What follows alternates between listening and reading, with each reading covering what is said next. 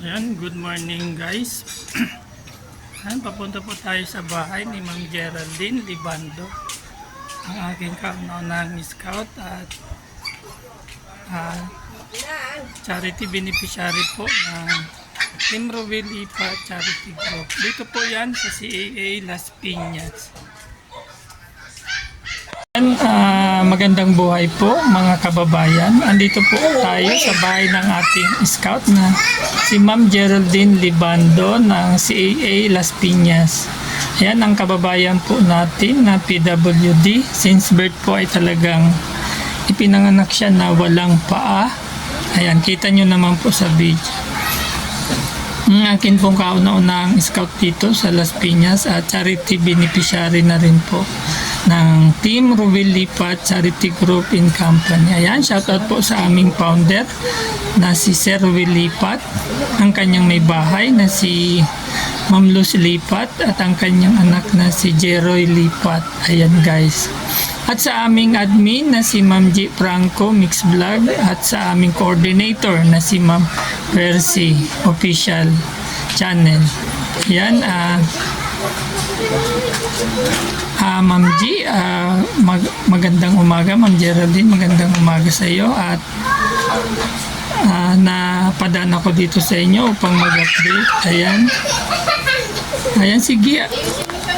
Ayan po ang ating kapatid na si Ma'am Geraldine. Ayan, napakabait po at ayan, napakabait po. Siya ay ilang taon na? 30 years old. May anak? May asawa? Isa po. Ayan. Ayan, siya po talaga ay nagpupursige sa buhay at hindi po sapat ang kinikita ng kanyang asawa.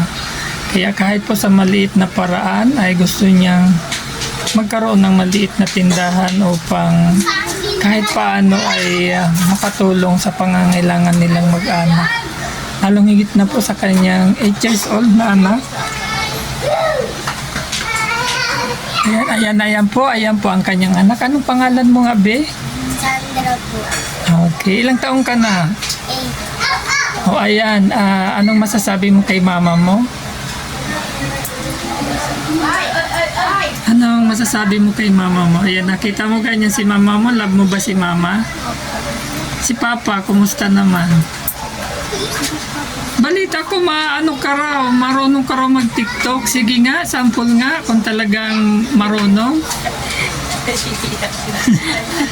Napapanood ka na sa buong bansa. Huwag kang mahiya, be. Ayan po, okay lang at nahihiya po ang ating anak ni Ma'am Geraldine. Ayan. Ma'am Geraldine, may gusto ka bang sabihin sa ating mga manunood?